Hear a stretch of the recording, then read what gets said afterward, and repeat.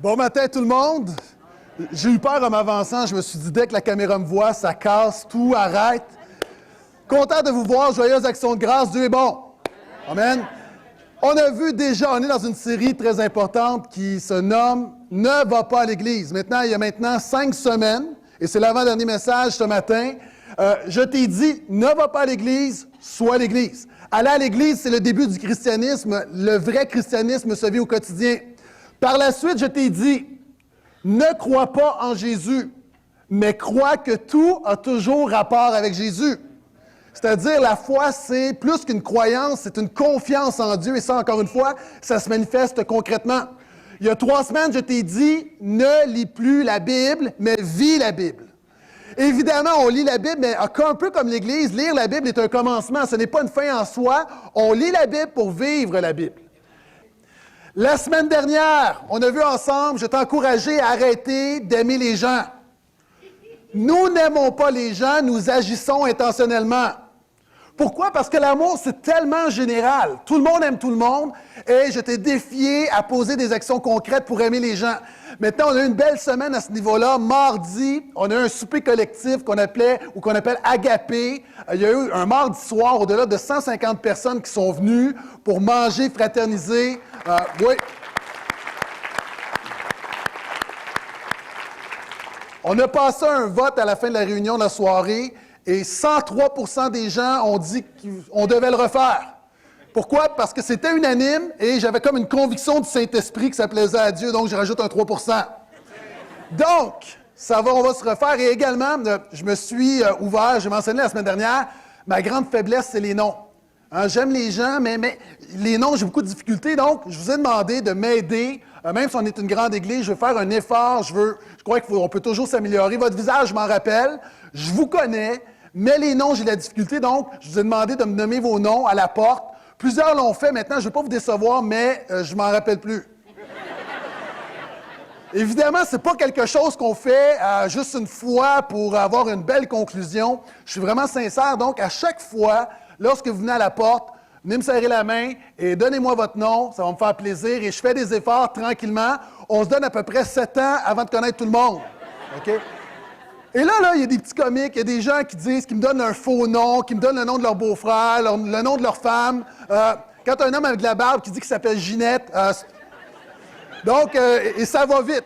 Là, il y a des gens qui m'ont donné des trucs en disant « Pasteur, c'est facile, tu as juste à regarder un trait de la personne et d'essayer, tu regardes son nom, par exemple, Margaret, tu regardes la personne, ça te fait penser à quoi? Donc, tu fais un lien. Oui, mais à la porte, ça va vite. Là. Donc, et je vous le dis, là, en sortant, je ne me rappelais plus de mon nom moi-même. Donc, s'il vous plaît, aidez-moi, mais je suis vraiment sincère là-dedans. Je vais faire des efforts. Donc, on a vu la semaine prochaine, nous n'aimons pas les gens, nous agissons intentionnellement. Et la liste de 30 façons de s'aimer concrètement, vous pouvez la voir sur le site du portail. Hein, c'était plus qu'un message, c'était quelque chose de fondamental. Les pasteurs, on en a parlé avec le personnel. Au niveau du leadership, je vais y revenir, mais c'est vraiment 30 éléments sur lesquels on va travailler concrètement. OK? Donc, très important. Maintenant, ce matin, avant le dernier message, je veux te dire, n'évangélise pas. N'évangélise pas. Le but, ce n'est pas que tu évangélises, c'est que tu énergises. Le but n'est pas du blabla, le but, c'est du concret, c'est de communiquer quelque chose. Et nous allons voir ensemble que l'apôtre Paul écrit à l'Église de Corinthe sur ce 5e principe de communiquer. Et tout d'abord, avant de lire notre texte de base, donc je t'invite à y aller immédiatement si tu as une Bible, sinon on peut suivre sur les écrans.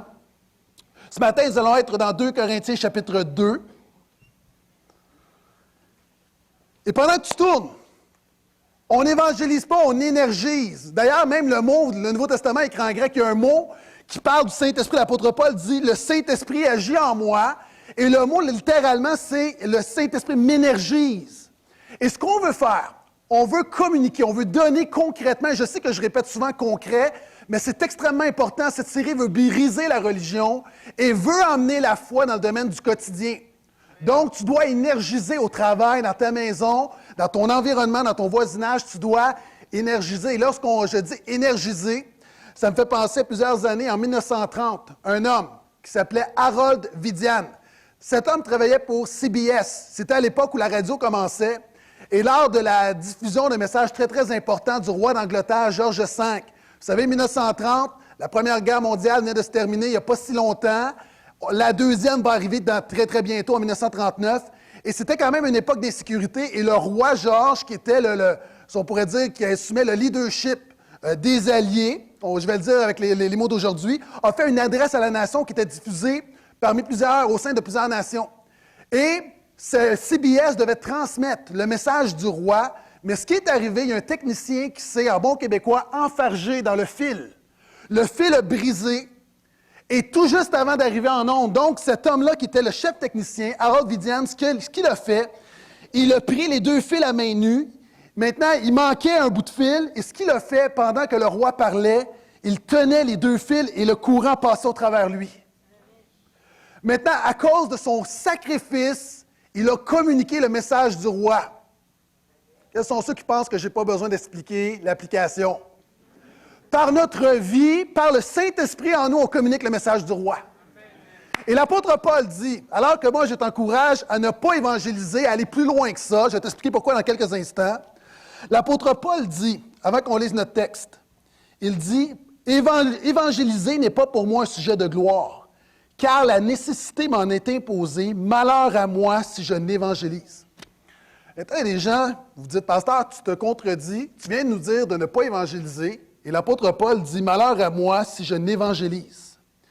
Il faut comprendre que quand l'apôtre Paul parle d'évangélisation, il n'a pas en tête ce que nous avons en tête lorsque nous parlons d'évangélisation. Aujourd'hui, lorsqu'on parle d'évangélisation, on parle peut-être à un évangéliste sur le câble, et j'ai toujours eu beaucoup de difficultés avec des gens qui s'appellent évangélistes, mais qui ne sont jamais avec des non-chrétiens, qui sont toujours dans des événements de chrétiens. C'est très honorable, ça peut être de très bons prédicateurs, je ne le discrédite pas, c'est sur la terminologie. Dans la Bible, il y a un don, quelqu'un, il y a des gens, vous savez, ils arrivent dans un endroit, ils parlent à tout le monde, ils sont ouverts, ils parlent de Jésus, il y a un don spirituel pour ça. Maintenant, il y a des gens en même temps qui donnent des étiquettes, et souvent de fois, on met l'évangélisation dans un compartiment dans l'Église contemporaine. Pour plusieurs d'entre nous, l'évangélisation, c'est une méthode, c'est une technique. L'évangélisation, c'est aller au parc, distribuer des traités à des inconnus. Ça ne fonctionne pas beaucoup au Québec. L'évangélisation, des gens qui pensent que c'est de frapper aux portes, comme certains mouvements sectaires, le samedi matin à 8h30. Fais pas ça, tu ne seras pas contagieux. Encore une fois, il y a un zèle qui peut être honorable là-dedans, mais j'ai un message pastoral parce que des gens ici, beaucoup d'entre vous, vous n'avez pas nécessairement un don d'évangélisme, un peu comme l'intercession. Il y a des gens qui peuvent passer des heures dans la prière, mais ce n'est pas parce que des gens ont un don particulier que c'est seulement eux qui doivent prier. Tous, nous devons prier. De la même manière, ce n'est pas parce que Dieu utilise certaines personnes de manière précise et puissante dans l'évangélisation que nous pouvons se dégager. L'évangélisation, ça s'adresse à tout le monde. Et l'apôtre Paul veut démontrer que l'évangélisation, ce n'est pas un comportement, ce n'est pas les lois, un compartiment, ce n'est pas des lois spirituelles. Check, check, check. Tu parles avec quelqu'un puis tu attends juste de pouvoir passer l'Évangile. C'est pas ça l'évangélisation. L'apôtre Paul enseigne à l'Église de Corinthe que tu dois être un chrétien contagieux. Tu dois communiquer quelque chose de manière naturelle. Et oui, des portes vont s'ouvrir. Oui, nous avons un message. Mais ce n'est pas une technique que tu mets à part dans un petit compartiment. Même plus encore, il y a des pasteurs déjà qui m'ont demandé, « As-tu un bon message d'évangélisation? » Non, je n'ai pas de message d'évangélisation parce que l'ensemble de ma prédication est évangélisation. À chaque fois que j'annonce la parole, j'ai toujours en tête qu'il y a des gens qui sont ici pour la première fois, je prêche la croix, et souvent même il y a des gens qui pensent, on prêche la croix à des gens qui ne sont pas chrétiens pour les amener à Jésus, et les autres, on va leur prêcher la vie chrétienne. Je m'excuse, je pense que même si ça fait 20 ans que tu es chrétien, tu as encore besoin d'apprendre sur la croix de Jésus. Et de la même manière, souvent, des gens qui ne sont pas chrétiens, on leur prêche juste les 4 lois spirituelles du salut, et on ne prêche pas le reste. Puis c'est important que ces gens-là voient comment la vie chrétienne se vit concrètement. Et c'est pourquoi le dimanche, moi, je ne fais pas de compartiment. Je prêche la parole de Dieu, et pour moi, tout est évangélisation. Et c'est ce que l'apôtre Paul veut dire. L'apôtre Paul refuse de laisser l'évangélisation dans un petit compartiment à certains spécialistes, et c'est ce qu'on va voir ensemble. Vous êtes toujours là? D'ailleurs, quand je disais c'est les relations, un jour des Grecs veulent parler à Jésus, et la Bible nous dit ils vont voir Philippe, Philippe va voir André, André va voir Jésus. La majorité des gens qui sont devant moi ce matin, si vous êtes à Jésus, c'est comment vous êtes venus à Jésus. La majorité d'entre vous, 98% d'entre vous, c'est parce que quelqu'un que vous connaissez vous a parlé de Jésus. Relation, je vais y revenir. Donc, sans enlever le reste, j'essaie juste d'apporter un message concret et efficace pour l'ensemble du peuple de Dieu. Donc, l'apôtre Paul mentionne l'évangélisation, ce n'est pas quelque chose que tu fais, c'est quelque chose que tu es. 2 Corinthiens 2, 14 à 17. Grâce soit rendue à Dieu, qui nous entraîne toujours dans son triomphe dans le Christ, et qui par nous répand en tout lieu l'odeur de sa connaissance. Nous sommes en effet pour Dieu le parfum du Christ parmi ceux qui sont sur la voie du salut, comme parmi ceux qui vont à leur perte. Pour les uns, nous sommes une odeur de mort qui mène à la mort. Pour les autres, nous sommes une odeur de vie qui mène à la vie. Et qui est capable d'une telle mission? C'est que nous ne sommes pas comme tant d'autres qui font de la parole de Dieu leur petit commerce, qui au lieu de servir la parole, se servent de la parole. C'est avec sincérité, c'est la part de Dieu devant Dieu et dans le Christ que nous parlons. Amen. Petit passage qui contient plusieurs principes très importants pour devenir un chrétien contagieux. Premièrement, je suis très heureux de notre texte de ce matin. Notre texte commence d'une bonne manière pour un jour de l'Action de grâce. L'apôtre Paul dit « Grâce soit rendue à Dieu ». L'apôtre Paul dit souvent ça. « Grâce soit rendue à Dieu ». Je rends grâce à Dieu. D'ailleurs, il enseigne à l'Église, il enseigne aux chrétiens. Rendez grâce pour votre salut. Je prie ce matin qu'il y a des gens que tu redécouvres la joie de ton salut ce matin. Il y en a d'autres, l'apôtre Paul va dire, même si vous êtes dans l'épreuve, non seulement rendez grâce pour votre salut, rendez grâce de l'ensemble des circonstances de votre vie. Parce que même si tu es dans le trou, même si tu es dans l'épreuve, ton Dieu est au contrôle de toute situation. C'est pourquoi tu lui rends grâce. Et notre apôtre mentionne l'importance dans notre passage d'être un chrétien contagieux. Et avant de commencer à commenter notre texte, petite vidéo qui démontre ce qu'est une personne contagieuse.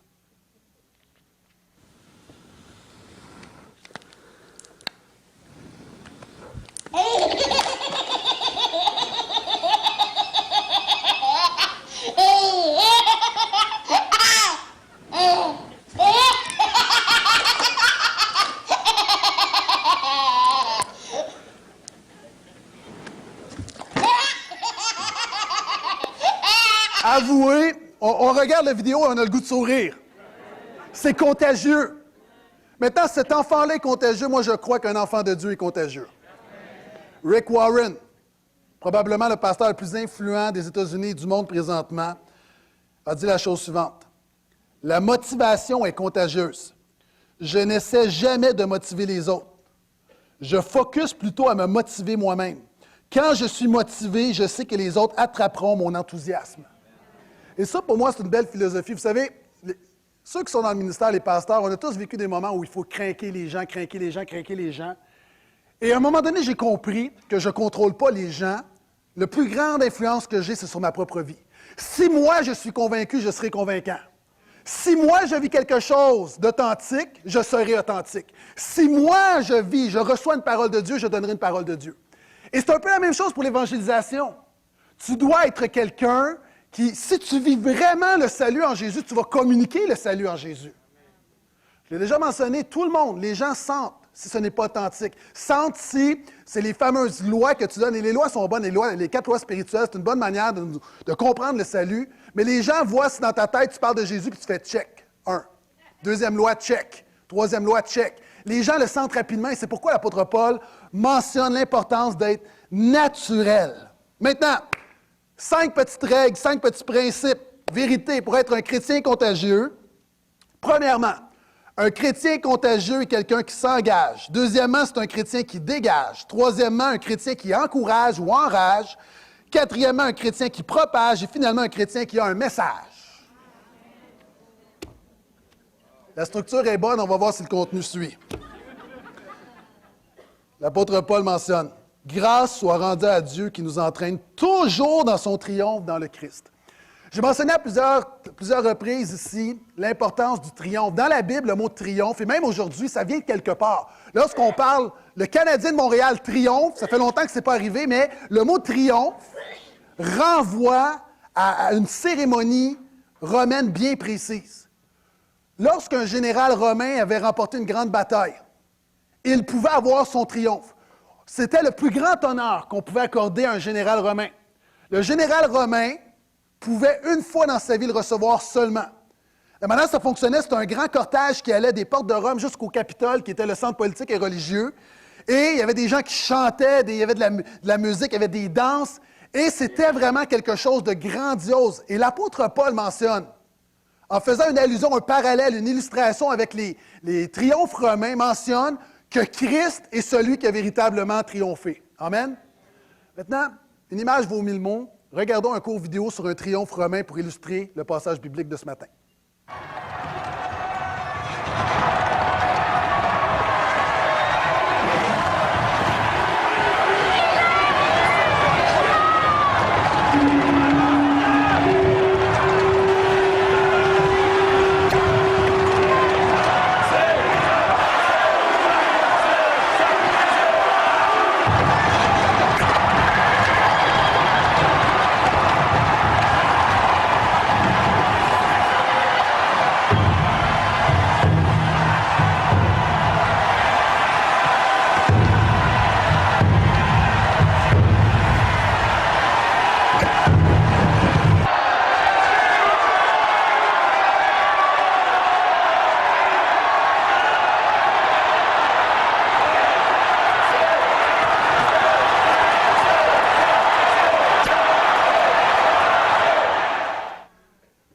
Alléluia. L'apôtre Paul dit, le véritable général qui a triomphé à Corinthe, c'est Jésus-Christ. Et le général romain, c'est intéressant, petite parenthèse, vous voyez, il y avait un esclave à côté de lui qui tenait sa couronne de laurier. C'est que dans un triomphe, à côté du général, on mettait un esclave pour lui rappeler sa condition de mortel. Donc, ici, il y avait deux choses, deux éléments, deux groupes de personnes que le général triomphant entraînait avec lui dans la parade. Premièrement, ce qui suivait le général, c'était les prisonniers. C'était le butin. D'ailleurs, c'est intéressant parce que l'apôtre Paul utilise dans ses épîtres le mot triomphe 2 fois seulement dans le texte qu'on a vu ce matin. Et il l'utilise une deuxième fois dans un autre épître, épître aux Colossiens. Et regardez ce qu'il dit. Il dit « Jésus a dépouillé les principautés et les autorités démoniaques. Il les a publiquement livrées en spectacle en les entraînant dans son triomphe. » Trop de gens qui pensent souvent que le combat spirituel, c'est un peu comme le yin et le yang. Hein, le yin et le yang dans le taoïsme, c'est égal. Lorsque le bien gagne, le mal revient et c'est égal. Maintenant, la Bible nous dit que Satan a été dépouillé. Les liens ancestraux ont été dépouillés. Le voodoo a été dépouillé. Les démons ont été dépouillés. Et non seulement le diable a été dépouillé, il a été livré en spectacle. Alors que le diable croyait avoir gagné sur Jésus en le mettant à la croix, la mort n'a pu le garder, il a ressuscité, le diable a été vaincu. Et ça s'est retourné contre lui. Et alors que la croix est un sujet de réjouissance pour le diable, par la résurrection de Christ, maintenant la croix est une déclaration de sa défaite, il a été livré en spectacle. Et comme le général livrait en spectacle ses ennemis, je veux te réconforter ce matin, alors que le diable peut t'accuser, alors que le diable peut te condamner, alors que le diable te rappelle ton passé, relève la tête parce que le diable a été dépouillé, il a été livré en spectacle. Et la deuxième chose que le général entraînait dans son triomphe, c'était l'armée victorieuse qui venait avec lui, l'armée qui fermait la marche. Et c'est pourquoi, premier élément ce matin, si tu veux être un chrétien contagieux, c'est un homme et une femme qui s'engagent avec Dieu. Première chose, avant de vouloir amener des gens à Jésus, avant de vouloir manifester la gloire de Dieu, tu as besoin d'être quelqu'un qui vit quelque chose avec Dieu. D'ailleurs, l'apôtre Pierre parle de ceux qui promettent la liberté, mais qui sont eux-mêmes esclaves. Trop de fois, on peut annoncer un évangile qu'on ne vit pas. Et la première étape, encore une fois, tu focuses sur toi. Est-ce que tu vis quelque chose de vrai, d'authentique et de puissant avec Dieu? D'ailleurs, c'est intéressant parce que Jésus a dit, moi, j'ai vaincu le monde. Comme ce général, j'ai vaincu le monde. Et il dit la chose suivante. Maintenant, si tu veux marcher dans ma victoire, qu'est-ce que tu dois faire? 2 choses. Viens et suis-moi. De la même manière que l'armée marchait dans le triomphe du général vainqueur, je t'appelle à marcher dans la victoire que Jésus-Christ a pour toi. Jésus n'a pas une vie de défaite pour toi. Que ce soit quand je parle défaite, quand je parle victoire, je prie que le Saint-Esprit révèle des choses, peut-être des péchés, c'est peut-être des situations familiales, c'est peut-être des luttes, des angoisses, des choses que tu vis, mais tu dois comprendre. Romains 8 dit, qu'en Jésus-Christ, tu es plus que vainqueur. Maintenant, un vainqueur peut avoir de mauvaises journées. Une triomphante peut vivre des moments difficiles. Mais ça ne change pas le fait qu'en Jésus-Christ, tu es vainqueur, que la victoire est toujours disponible et accessible en lui. Et si tu veux être un chrétien, une chrétienne contagieux, contagieuse, tu dois vivre quelque chose avec Dieu, quelque chose de vrai, quelque chose d'authentique. Amen?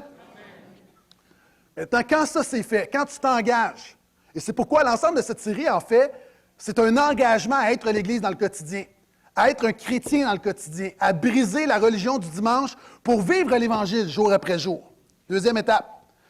Un chrétien contagieux, c'est un chrétien qui s'engage. Et deuxièmement, c'est un chrétien qui dégage. Là, vous dites, ouais, je connais du monde qui dégage un peu comme ça. Regardez ce que l'apôtre nous dit. Et qui par nous, Dieu par nous répand en tout lieu l'odeur de sa connaissance. Wow! Encore une fois, on est dans le triomphe. Dans le cortège, dans la grande parade, il y avait des gens qui avaient le mandat de tenir de l'encens. Et ces gens-là, partout dans la ville, répandaient de l'encens avec le cortège. Maintenant, l'apôtre Paul dit la même chose. Si vraiment Jésus est ton maître, si vraiment tu es un chrétien, si vraiment tu as reçu la victoire de Jésus, dans ta vie, tu devrais répandre l'odeur de Dieu. Tu devrais répandre l'odeur de Jésus. Maintenant, c'est quoi répandre l'odeur? C'est-à-dire, il y a des gens, par exemple, tu mets du parfum et quand tu quittes l'endroit, on sait que tu es passé à cet endroit-là. L'odeur demeure. De la même manière, le parfum d'un chrétien, c'est l'odeur qui reste de tes paroles, de tes actions quand tu quittes. Quand tu quittes un endroit, qu'est-ce qui reste de ton impact, de ton œuvre? Quand tu quittes le travail, qu'est-ce qui reste de toi? Quand tu quittes la maison, quelle odeur tu laisses derrière toi? Quand tu marches quotidiennement, quelle est l'odeur? Est-ce que tu répands l'odeur de Dieu? Vous savez, il est possible de répandre l'odeur de Jésus, l'odeur de gloire, l'odeur de spiritualité, mais quelquefois, malheureusement, on sent la chair, le péché. Ma grand-mère dirait, on sent le diable. Vous comprenez ce que je veux dire? La Bible nous dit que tes paroles, que tes actions, que tes décisions ont une odeur. C'est pourquoi, encore une fois, la Bible nous dit que notre vie soit une odeur agréable devant Dieu. Maintenant, c'est vrai devant Dieu, c'est vrai devant les autres. Et c'est pourquoi l'apôtre Paul va aller plus loin en disant « Nous sommes le parfum de Christ. » Est-ce que tu sens Jésus? Est-ce que tu sens Jésus? Quand tu marches quotidiennement, est-ce que ça sent Jésus? Vous savez, moi, ma femme me demande de bien me nourrir, puis souvent avec l'orage, puis là, j'essaie de me justifier, vous avez compris, là. J'arrête dans un endroit, je ne nommerai pas, mais ça commence par la Belle, puis ça finit par province. Mais avez-vous remarqué, souvent, je suis trahi par la Belle Province, parce que quand je sors la Belle Province, je sens la grosse patate. Et les gens savent d'où je viens par mon odeur. Maintenant, les gens vont savoir si tu viens de la présence de Dieu par ton odeur. Une odeur spirituelle. Quand tu vas dans la présence de Dieu, quand tu es dans la maison de Dieu, moi, je crois qu'on est là le dimanche, puis c'est pas une odeur de friture, je prie que ce soit une odeur de gloire et que du lundi au samedi prochain, on répand l'odeur de gloire.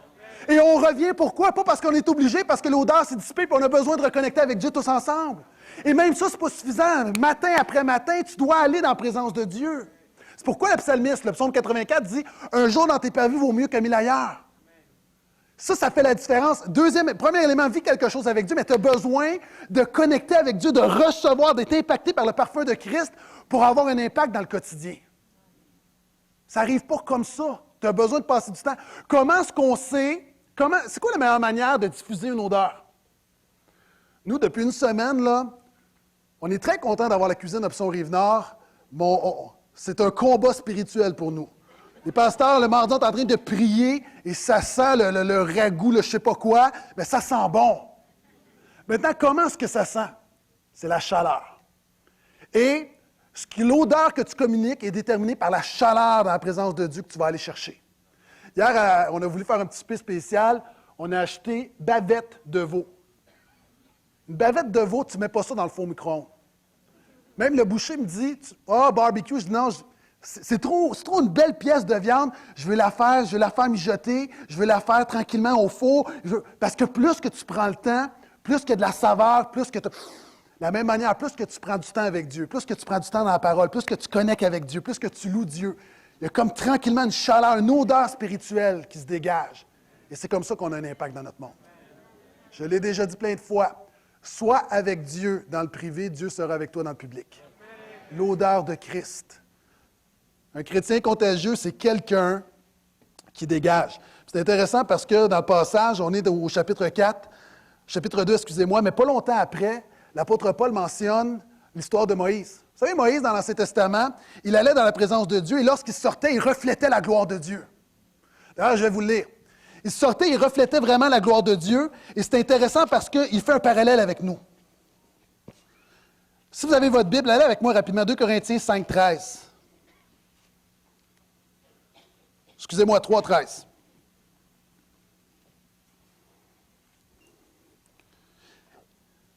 Donc, immédiatement après avoir parlé d'être un chrétien contagieux, il parle d'odeur. Il donne un exemple dans l'Ancien Testament et le parallèle est bon et ça explique et ça confirme le principe que je vous enseigne ce matin. L'apôtre Paul dit, « Nous ne faisons pas comme Moïse qui mettait un voile sur son visage pour que les Israélites ne voient pas la fin de ce qui était passager. » C'est-à-dire, Moïse allait dans la présence de Dieu, il sortait, là, les gens lui ont dit, « Moïse, wow, arrête! On voit dans ton visage la gloire de Dieu, tu communiques quelque chose, tu es contagieux. » Et Moïse a mis un linge sur son visage parce que l'expérience c'était vraiment intense. Et l'apôtre Paul continue en disant, « Nous maintenant, les chrétiens, qui avons le Saint-Esprit en nous, verset 18, il dit, « Nous tous qui, le visage dévoilé, nous contemplons comme dans un miroir la gloire du Seigneur. Nous sommes transformés en cette même image de gloire en gloire. » Maintenant, qu'est-ce que j'essaie de vous dire? Peut-être que tu as une mauvaise journée. Peut-être que ta vie n'est pas où elle devrait être. Et sans vouloir t'excuser ou te justifier ce matin, je veux juste te faire réaliser que par le Saint-Esprit en toi, il y a quelque chose de puissant que tu peux communiquer à tout moment. Il y a quelque chose, une transformation, une œuvre de gloire, et ça sent bon et ça goûte bon. D'ailleurs, Pierre dit, goûtez et voyez combien le Seigneur est bon. Et au-delà, avant de vouloir parler, c'est important de réaliser que ta vie dégage quelque chose, que tu as un témoignage. Et le témoignage vient avant le message. Si tu veux donner le message, il faut que ton témoignage te donne le droit de donner le message. Il y a trop de gens qui donnent le message, mais qui n'ont pas le témoignage pour backer le message. Est-ce que vous êtes encore là? Témoignage, message, ça va? Oui? OK. Un chrétien qui s'engage, un chrétien qui dégage. Troisième élément. Un chrétien contagieux, c'est un chrétien qui encourage ou enrage. Là, vous dites, wow. Pasteur Gaétan, tu nous parles, tu as parlé de culture, tu as parlé d'être pertinent, et là, tu nous appelles à enrager le monde. C'est pas ça que je dis. L'apôtre Paul mentionne que notre témoignage suscite deux réactions diamétralement opposées. Regardez ce que l'apôtre Paul écrit. Parmi ceux qui sont sur la voie du salut, comme parmi ceux qui vont à leur perte. Pour les uns, nous sommes une odeur de mort qui mène à la mort. Pour les autres, une odeur de vie qui mène à la vie. Encore une fois, l'apôtre Paul est toujours dans l'illustration du triomphe. Dans le triomphe, alors que ça se sentait, il y avait de l'encens, il y avait une odeur particulière. Pour les prisonniers qui allaient être mis à mort, c'était une odeur de mort. Pour les gens qui étaient victorieux, ça sent bon. La même odeur, deux expériences. C'est un peu, vous savez, dans le home staging, c'est très populaire présentement où, quand tu veux vendre ta maison, il y a des spécialistes qui vont dire comment un peu arranger des éléments dans ta maison pour susciter des acheteurs potentiels. Et une des choses qu'on va dire, quand quelqu'un vient visiter ta maison, mets une bonne tarte aux pommes au fourneau. Pourquoi? Ça sent bon, une tarte aux pommes, c'est réconfortant, puis ça te donne le goût de dépenser 300 000 $. Mais si tu achètes ta maison, si la personne qui vend sa maison, elle la vend parce qu'elle est en instance de divorce, même odeur, mais pas la même expérience. Et l'apôtre Paul dit, un même témoignage, un même chrétien peut susciter deux réactions opposées. Je vais te le dire, là, si tu veux être un chrétien contagieux, ne t'attends pas à gagner un concours de popularité. Pourquoi? Parce que Jésus n'a pas gagné un concours de popularité. Il y a des gens qui aimaient Jésus, mais il y a des gens qui l'ont mis à la croix aussi. Et regardez Jésus, comment sa prédication a été reçue. Dans sa propre ville, dans son propre village, à Nazareth. En entendant ces paroles, donc les paroles de Jésus, tous ceux qui étaient dans la synagogue se mirent en colère. Ils se levèrent, entraînèrent Jésus hors de la ville jusqu'au sommet de la montagne sur laquelle elle était bâtie, afin de le précipiter dans le vide. Oh! Super réaction. C'est comme si un matin, je prêche, puis tout le monde veut me prendre pour me lancer en bas de quelque part. Ça ne s'appelle pas un bon matin dans le Seigneur. Mais là, en même temps, l'Évangile suscite des réactions opposées. Vous savez, c'est quoi le message de l'Évangile? Quand tu dis à quelqu'un, toi là, tu es pécheur, tu es perdu sans Dieu, tu passes l'éternité en enfer, puis ton seul salut, le seul moyen d'être sauvé, c'est Jésus-Christ parce qu'il est le chemin, la vérité et la vie. Ça ne laisse pas beaucoup de place à la négociation. Les chrétiens, le christianisme a une grande ouverture, mais en même temps, le message est très, très, très pointu. Et c'est pourquoi il y a des gens qui le reçoivent mal. Il y a des gens qui le reçoivent mal. L'apôtre Paul dit, pour certains, c'est une odeur de mort. Et oui, quelquefois, peut-être que ça enrage. Il m'est arrivé, quelquefois, de parler de Jésus. Et alors que la majorité peut être bénie, il y a des gens qui ont été fâchés. Pourquoi? Bien, pour qui ils se prennent à me dire que je suis pécheur, à me dire que j'ai besoin de Dieu, puis que si je n'ai pas Jésus, je suis perdu pour l'éternité. Pour qui il se prend? Maintenant, l'apôtre Paul dit par contre que pour d'autres, c'est une odeur de vie qui amène à la vie. Moi, lorsqu'on m'a parlé de Jésus, ça sentait bon. Quand on m'a parlé de Jésus, que mes péchés étaient pardonnés, le pardon de mes péchés, ça sentait bon. La délivrance de mes liens, ça sentait bon. Que j'avais une nouvelle vie en Christ, ça sentait bon. Que mon nom était écrit dans le livre de vie pour l'éternité, ça sentait bon. Pour moi, c'est une odeur de vie. Et encore une fois, aujourd'hui, il y a des gens au travail. Ton témoignage est une odeur de vie, une odeur de mort. Il y a des gens, tu retournes à la maison. Dans ta maison, c'est une odeur de mort, une odeur de vie. Et l'apôtre Paul dit, vous devez reconnaître que quelquefois, ça encourage, quelquefois, ça enrage, mais c'est ça le christianisme. Le christianisme, ce n'est pas un concours de popularité, c'est voici par grâce et vérité ce que Jésus a accompli pour nous. Tu l'acceptes comme un cadeau ou tu le rejettes, mais la décision est entre tes mains. Est-ce que vous êtes toujours là? Maintenant, un chrétien contagieux, c'est un homme, une femme qui s'engage, quelqu'un qui dégage, qui communique quelque chose, quelqu'un qui encourage ou enrage, et c'est quelqu'un aussi qui propage. L'apôtre Paul dit, « Et qui est capable d'une telle mission? » Wow! Moi, je suis toujours ébloui. Moi, j'ai un grand sentiment d'humilité par rapport à la mission que Dieu nous a confiée. Quand je viens annoncer la parole, j'ai toujours une grande nervosité. Je me sens vraiment incompétent pour la tâche. Pourquoi? L'apôtre Paul dit, qui est capable d'une telle mission? De prendre quelqu'un qui est mort spirituellement, qui est coupé de Dieu, et de le ramener à la vie, de le connecter, de le réconcilier avec Dieu, de changer sa nature, de lui donner un avenir fait d'espérance et de l'amener avec Dieu pour l'éternité. Qui peut faire ça? Personne. C'est pourquoi on a besoin du Saint-Esprit, parce que c'est le Saint-Esprit qui convainc de péché, de justice et de jugement. C'est la même chose. Tu dois propager. Et ta responsabilité, ce n'est pas de convertir des gens. Notre responsabilité n'est pas de convertir des gens. Notre responsabilité est simplement de vivre l'Évangile, de communiquer, de témoigner de l'Évangile. D'ailleurs, on le voit dans les Actes des Apôtres. La parole de Dieu se propageait de plus en plus et le nombre des disciples augmentait.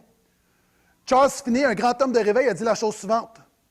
Tu ne contrôles pas la pluie. Vous savez, notre croissance à l'Église, on ne la contrôle pas. La réalité, c'est qu'on sème et c'est Dieu qui envoie la pluie et qui fait grandir. Des gens qui viennent à Jésus, on ne le contrôle pas. C'est qu'on sème la parole dans la terre, elle tombe dans la terre et Dieu, par son Saint-Esprit, amène la pluie et ça fait grandir. Maintenant, on doit réaliser que notre responsabilité, c'est simplement de propager, d'annoncer. Et dans ton milieu, encore une fois, la pression n'est pas sur tes épaules. Il y a des gens qui disent « Moi, je veux emmener quelqu'un à Jésus, puis j'ai emmené... » La pression n'est pas sur ton dos. Sois simplement fidèle dans les petites choses, de manière naturelle. Quand Dieu t'ouvre une porte, sois toi-même, communique l'Évangile et Dieu s'occupe du reste. Et quelqu'un qui est contagieux, c'est quelqu'un qui propage. Quelqu'un qui va aller. Maintenant, c'est intéressant parce que l'apôtre Paul reconnaît qui est capable d'une telle mission. Et présentement, je suis très, très excité. Quand je vous disais, je me sens incapable par rapport à la tâche, mais en même temps, on a besoin d'apprendre. Je suis très, très, très excité parce que dans quelques heures, je quitte pour la Californie pour une grande conférence pastorale. Vous savez, il y a des gens, là, leur rêve, c'est d'aller voir Céline Dion à Las Vegas. Moi, mon rêve, là, c'était d'aller dans cette conférence, je crois qu'on a une image, d'aller dans cette conférence de pasteurs pour aller entendre les meilleurs pasteurs du monde, pour apprendre d'eux. Et c'est intéressant parce que c'est un peu, je disais, je me retiens un petit peu, là, je ne peux pas cacher ma joie parce que pour moi, là, même, puis là, c'est en Californie, mais même si c'était au pôle Nord, j'aurais voulu y aller. Okay? Même si c'était au pôle Nord, j'aurais voulu y aller. Puis là, j'ai promis au pasteur de ne pas faire la blague. Ah, en Californie, c'est plate, le ministère, hein, le sacrifice. Ah, souvent, vous avez remarqué, les gens qui vont faire du ministère dans des belles places, c'est toujours comme c'est pas facile, le ministère. Je suis béni. Maintenant, Voici qui je vais aller entendre. Je vais aller entendre le pasteur Rick Warren. Rick Warren est pasteur d'une église de 20 000 personnes. Et Rick Warren est probablement le pasteur le plus influent des États-Unis, même du monde. Il est passé dans la revue Times, a fait 2 reportages sur lui. Il a enregistré avec Oprah.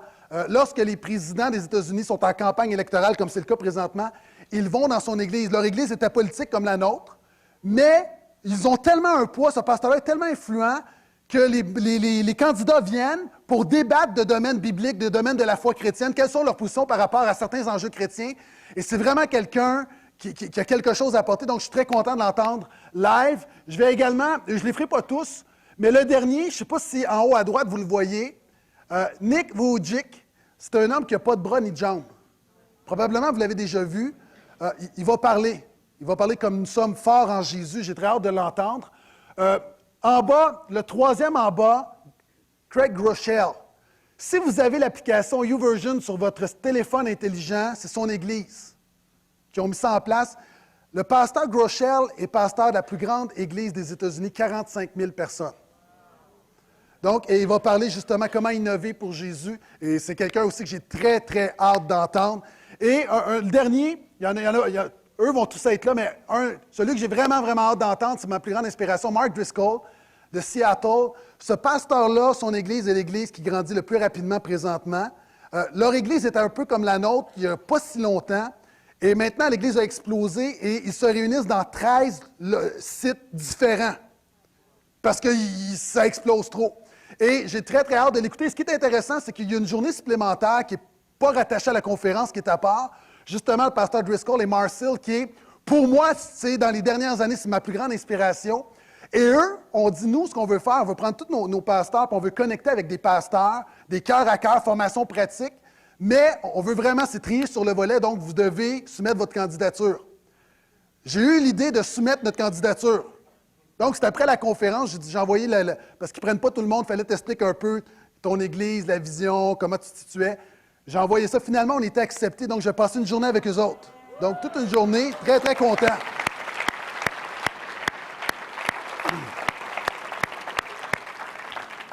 Donc, la majorité des pasteurs sont pasteurs d'une église d'au-delà de 10 000 personnes. J'aimerais aussi aller à Saddleback, voir un peu comment est-ce qu'ils font ça. Donc, une belle semaine, mais tout ça pour dire qui est capable d'une telle mission. Et je fais une parenthèse, si tu veux être contagieux, tiens-toi avec du monde contagieux. Arrête de te tenir avec du monde qui t'éteint. Tiens-toi avec du monde contagieux. Tu as besoin d'apprendre de ceux qui sont en avance sur toi. Ça, c'est un beau principe également. Et finalement, c'est un chrétien. Un chrétien contagieux, c'est quelqu'un qui s'engage, quelqu'un qui dégage, quelqu'un qui encourage, quelqu'un qui propage et quelqu'un qui a un message. L'apôtre Paul termine en disant, il y a des gens qui se servent de l'Évangile, qui se servent du christianisme, mais nous parlons. Et il vient à un moment donné, si tu veux être contagieux, tu dois parler. À un moment donné, tu dois ouvrir la bouche. Mais avant d'ouvrir la bouche, et je l'ai mentionné en introduction, le témoignage vient toujours avant le message.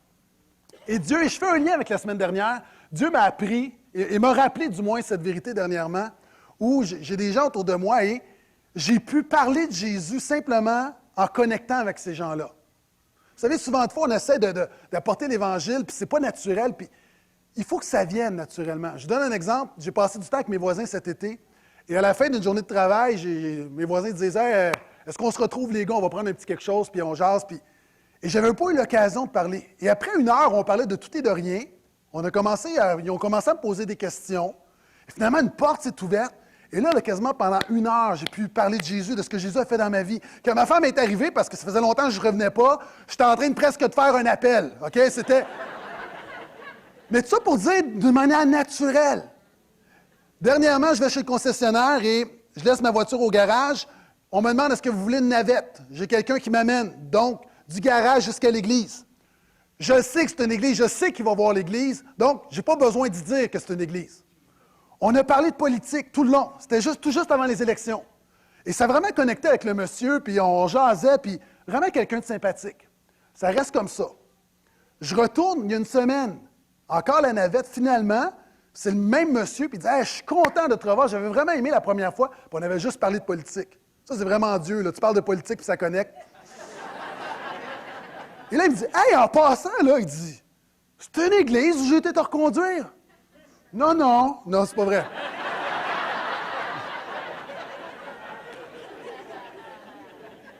Fait que je dis, oui, c'est moi le pasteur, puis j'explique. Puis savez-vous la première chose qu'il m'a dit? Je trouve ça intéressant parce qu'il dit, souvent, j'ai rencontré du monde, des religieux, du monde, tu sais, des chrétiens, puis il dit, souvent, là, ils veulent, tu sais, ils ont juste ça comme sujet de conversation. Puis toi, je suis content parce que tu m'en as comme pas parlé. Puis il dit, mais là, j'aimerais ça que tu m'en parles. Vous savez, dans la vie, puis encore, il faut être authentique, on n'est pas des vendeurs. Tu sais, tu arrives, tu veux juste passer ton message.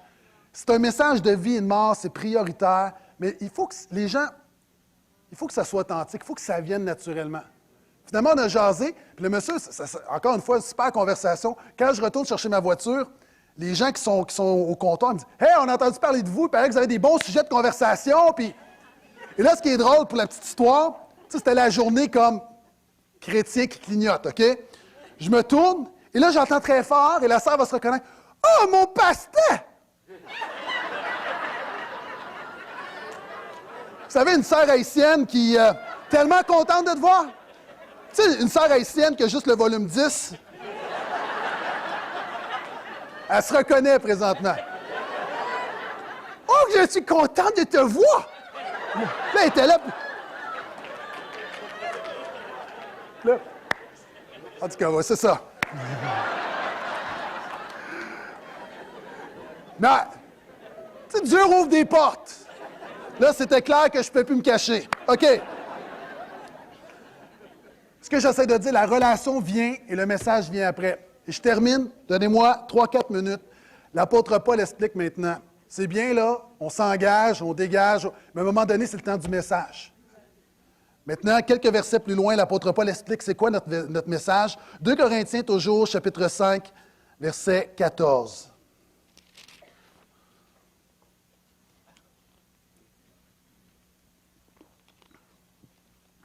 Quand tu parles de Jésus, tu dois également avoir un message contagieux. Et voici, quand tu as gagné le droit de parler, moi je crois beaucoup à ça, le droit de parler. Hein, le droit d'être... Tu sais, il faut que tu gagnes le droit de témoigner. Il faut que tu gagnes le droit. Il faut que les gens savent que tu les aimes, que tu ne fais pas... Tu n'es pas un vendeur. L'apôtre Paul dit... Et là, je vais commenter les versets. Je ne vais pas lire l'ensemble du passage d'un coup. Petite portion, je vais le commenter. Il commence en disant « Car l'amour du Christ nous étreint. » Première chose, lorsque tu parles de Jésus, ça doit toujours être motivé par l'amour de Jésus. J'ai vu du monde témoigner comme, juste pour mettre une condamnation. Savez-vous ce que j'aime pas? Le monde là, qui parle des non-chrétiens comme étant, tu sais, le monde pécheur, païen. Tu sais, puis souvent, tu sais, au-delà des mots, c'est ce que ça communique, le mépris. Quand tu parles du monde, réalise que Dieu a tant aimé le monde qu'il a envoyé son Fils mourir à la croix pour le monde. Quand tu parles des pécheurs, rappelle-toi que la différence entre un pécheur et toi, c'est juste simplement que toi, tu es justifié par grâce, mais tu es tout aussi pécheur. Puis les païens, mais moi, je suis païen. Sans Christ, il n'y a pas rien que je peux faire. On dirait que c'est le même créole que la sœur tout à l'heure. Deuxième chose, l'amour de Jésus. L'apôtre Paul dit, on déborde d'amour. C'est par amour qu'on le fait. Deuxièmement, nous tous qui avons discerné ceci, un seul est mort pour tous, donc tous sont morts. Il est mort pour tous afin que les vivants ne vivent plus pour eux-mêmes, mais pour celui qui est mort et ressuscité. Quand tu parles de Jésus, perds-toi pas dans les doctrines, dans toutes sortes de choses. Reste saint, parle de Jésus. L'apôtre Paul dit, je n'ai jugé bon de savoir autre chose que Jésus-Christ ressuscité. Moi, il y a plein de gens, là, puis j'ai plein de conversations avec toutes sortes de monde. Et oui, il y a un moment donné où tu peux parler, mais je ne me perds pas. Moi, là, je focus Jésus, Jésus, Jésus. Il y a 3 choses que je dis. Jésus, Jésus, Jésus. Tout a toujours rapport avec Jésus. Je ne me perds pas dans les toutes sortes de points ou de textes obscurs. Jésus, c'est l'essentiel. Je parlais avec quelqu'un, un jeune prédicateur, puis je regardais son message, puis je le conseillais, puis je lui disais, super bon principe, super contenu. Ton problème à la fin, tu dois les amener à Jésus. Parce que si tu ne les amènes pas à Jésus, tes principes viennent de tomber. Pourquoi? Parce qu'il fait la différence. On n'est pas des motivateurs, on n'est pas des conférenciers, on est des hommes de Dieu. Ce qui fait la différence, c'est qu'on amène les gens à la croix. Toujours le message de la croix. Un message contagieux, c'est quoi? L'apôtre Paul dit, si quelqu'un est en Christ, il est une nouvelle créature, les choses anciennes sont passées, voici toutes choses sont devenues nouvelles. Ce qui est contagieux, ce n'est pas de dire « Viens à Jésus, tu vas avoir des nouvelles valeurs ». Ce qui est contagieux, c'est de dire « On vient à Jésus », ce n'est pas le moralisme qu'on prêche, c'est le christianisme qui nous transforme, on est une nouvelle créature. C'est merveilleux, tu donnes ta vie à Jésus, tes péchés sont effacés. Cette histoire que j'aime beaucoup, je l'ai déjà racontée, mais permettez-moi de la raconter. Ça exprime bien le message contagieux de la croix. Il y a un homme qui voulait sauver un scorpion qui est en train de se noyer. Quelqu'un a passé et lui a dit « Non, mais tu es stupide.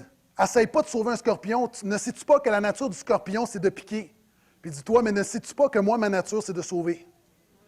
Il y a une transformation de nature. Il y a quelque chose qui est... Et c'est ça l'Évangile. Ce n'est pas adhérer à des valeurs, c'est une transformation spirituelle. L'apôtre Paul continue en disant « Et tout cela vient de Dieu qui nous a réconciliés avec lui par Christ et qui nous a donné le service de la réconciliation. Car Dieu étant en Christ réconciliant le monde avec lui-même, sans tenir compte aux hommes de leurs fautes, il a mis en nous la parole de la réconciliation. Nous sommes donc ambassadeurs pour Christ. Comme si Dieu exhortait par nous, nous vous en supplions au nom de Christ, soyez réconciliés avec Dieu. » Ce qu'on prêche, c'est la réconciliation. L'apôtre Paul continue en disant « Celui qui n'a pas connu le péché, il l'a fait devenir péché pour nous, afin que nous devenions en lui justice de Dieu. » Ça, là, c'est très, très, très pertinent. Vous savez, il y a une émission à Canal Vie qui s'appelle « On a échangé nos mères ». Est-ce que vous avez déjà vu l'émission? Ce qu'on fait, on prend deux familles. On prend généralement une famille riche, aisée, une madame un petit peu princesse, et on la prend, et il y a une autre famille. On prend cette madame-là, on l'amène dans une famille, généralement une famille de fermiers dans le fond du bois, où tout est tout croche, ils vivent dans un shack. Ils l'amènent, ils prennent la mère, snob, la mettent là, prennent la fermière et l'amènent dans le manoir. Et 1 heure de plaisir. Et les gens aiment ça la télé-réalité. Mais moi, j'ai quelque chose qui est plus que de la réalité, c'est de la vérité. Christ a quitté le ciel, lui qui est Dieu, a pris ta place, il est devenu péché, afin que toi qui es pécheur, qui es perdu, qui es rebelle à Dieu, tu deviennes justice de Dieu et que tu sois réconcilié avec Dieu. On a échangé nos mères, c'est rien. Tu as échangé de statut avec Jésus-Christ. Puisque nous travaillons ensemble, nous vous exhortons à ne pas recevoir la grâce de Dieu en vain. Un message contagieux parle de la grâce de Dieu. Vous savez, plus que j'avance dans le ministère, là, il y a des choses qui deviennent des priorités pour moi. Plus que j'avance, plus que je suis christocentrique. Plus que j'avance, plus que je reconnais et je parle de la grâce de Dieu. Vous savez, on parle souvent de l'Évangile, on parle de Jésus, puis on disait « fais ci, fais ça, fais ci, fais ça. Hein? Aide-toi et le ciel t'aidera. » Ce n'est pas dans la Bible. Ça peut être un principe de sagesse, mais moi, là, je vous dis très humblement que quelquefois, je ne me suis pas aidé, puis le ciel m'a aidé. Ça s'appelle la grâce. Et notre monde de mérite a besoin d'entendre parler de la grâce pure, sans condition. C'est un cadeau. La grâce, la grâce, la grâce, la grâce, la grâce parle de la grâce de Dieu. Et finalement, car il dit, au temps favorable, je t'ai exaucé, au jour du salut, je t'ai secouru. Voici maintenant le temps vraiment favorable, voici maintenant le jour du salut. Ce qui est contagieux vraiment, là, c'est le salut de Jésus qui a un impact dans ta vie pour l'éternité. L'argent de notre monde, la télé, les loisirs ne peuvent pas acheter ton ciel. Un homme qui était malade, qui était sur le point de mourir dans le cabinet du médecin, il dit à son médecin, « J'ai peur de mourir. » Le médecin lui dit, « Comment ça se fait que tu as peur de mourir, toi qui es un chrétien? » L'homme dit, « Oui, mais je ne sais pas qu'est-ce qu'il y a de l'autre côté. » Et pendant que le médecin parle, on entend comme « Ça, c'est un chien, OK? » Et là, ça fait comme « Ça va? Vous êtes en contexte, oui? OK. Quand même beaucoup d'efforts, là. Et là, le médecin dit, tu vois, il ouvre la porte et le chien entre rapidement, il vient proche de son maître, il se fait aller la queue très content. Il dit, tu vois, mon chien, là, il n'était jamais venu ici. Il ne savait pas ce qu'il y avait derrière la porte. Mais il est entré avec assurance. Pourquoi? Il savait seulement une chose, que le maître était là. Je ne peux pas dire grand-chose sur la mort. Je ne connais pas beaucoup de choses sur la mort, mais je sais une chose, le maître est là. Amen. Le maître est là.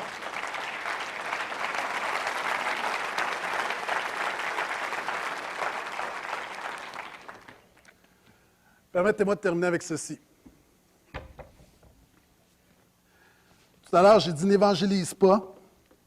Et pendant que les musiciens viennent me rejoindre, je vais te raconter une dernière histoire. Une histoire qui explique l'importance d'être un témoin, d'être contagieux.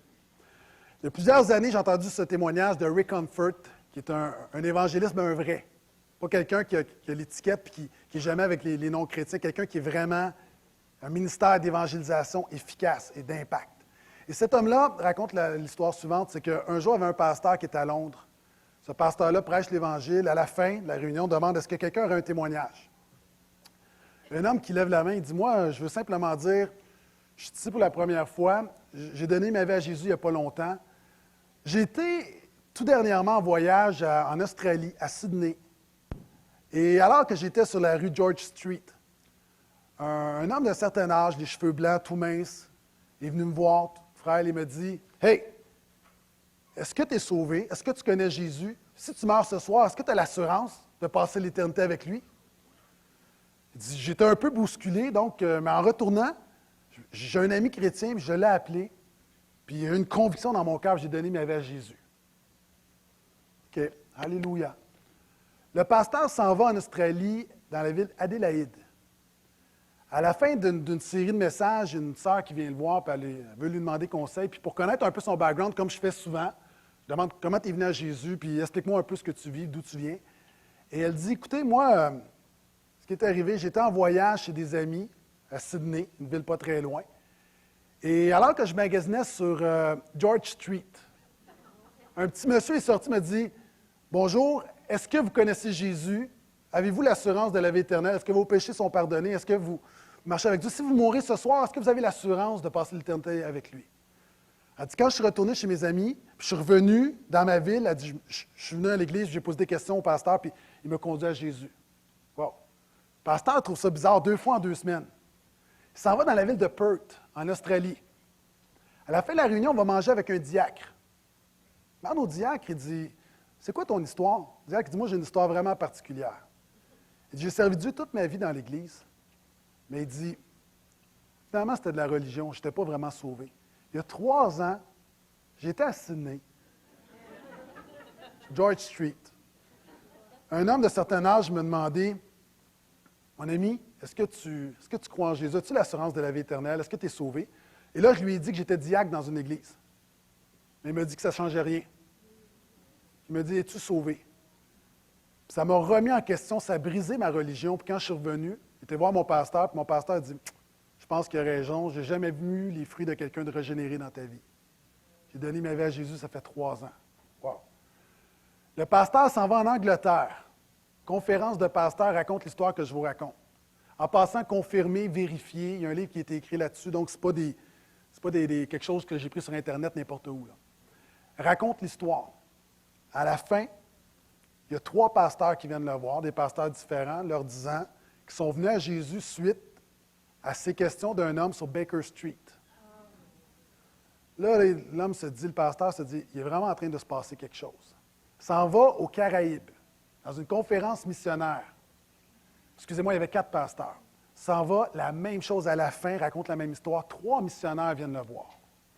Et sur une période de plusieurs mois, régulièrement, des gens qui viennent le voir pour lui parler de cet homme sur George Street, George Street, qui commence à dire, « Connais-tu Jésus? As-tu l'assurance de la vie éternelle? » Il s'en va faire une conférence en Inde.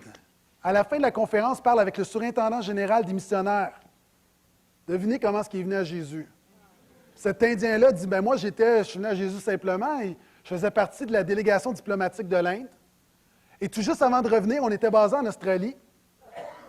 Tout juste avant de revenir, j'ai été sur George Street pour acheter des cadeaux à mes enfants. Puis il y a un homme tout frêle qui est sorti avec les cheveux blancs qui me dit, « Mon ami, connais-tu Jésus? Es-tu sauvé? Si tu meurs ce soir, as-tu l'assurance de la vie éternelle? » C'est comme ça que j'ai donné ma vie à Jésus. Puis aujourd'hui, j'ai des milliers de missionnaires sur ma responsabilité. Dernière histoire. S'en va aux États-Unis, conférence des aumôniers. Devinez comment le surintendant général des aumôniers des États-Unis a donné sa vie à Jésus. La même chose. Il raconte qu'à un moment donné, alors qu'il était simple soldat, il a accosté au port de Sydney.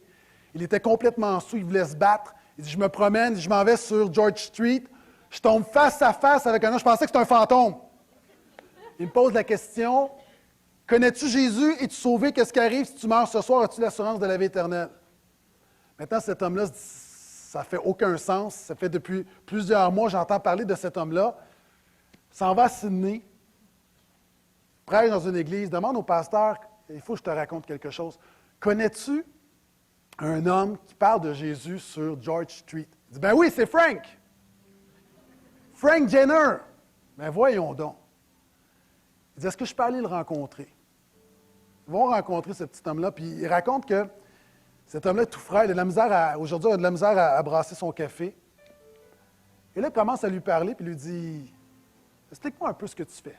Il dit, moi, et là, l'homme âgé dit, moi, j'ai donné ma vie à Jésus pendant la Deuxième Guerre mondiale, puis j'ai tellement été touché par la grâce de Dieu que je me suis dit, je ne pouvais pas le garder pour moi. Fait que j'ai décidé, j'ai dit, Seigneur, moi, je veux faire un vœu devant toi. Ce n'est pas un vœu d'obligation, mais juste par reconnaissance, j'aimerais parler à, je ne sais pas, environ une dizaine de personnes que je ne connais pas, que je vais croiser sur mon chemin. Je voudrais leur parler de toi, quotidiennement. Donne-moi 10 personnes. Puis il dit, à la retraite, j'ai décidé d'aller sur George Street. Puis il dit, je posais ces questions, puis je parlais avec les gens, puis il dit, malheureusement, il dit, personne n'est venu à Jésus. J'ai l'impression qu'il n'y a pas eu de fruit. Imaginez, là, quand cet homme-là a appris qu'il y a des centaines de personnes, et par rapport à ces centaines de personnes-là qui influencent des milliers, imaginez sa récompense lorsqu'il va arriver dans l'éternité. Mon point, je vais être conséquent, j'ai dit, n'évangélise pas. Je ne t'incite pas à faire quelque chose qui n'est pas dans, de partir, donner des traités, c'est pas ça que je te dis. Mon point ce matin, je veux te défier, si un homme a pu parler à 10 personnes qu'il ne connaissait pas pendant 40 ans, est-ce qu'on pourrait parler à quelqu'un qu'on connaît de ce que Jésus a fait pour nous? Amen.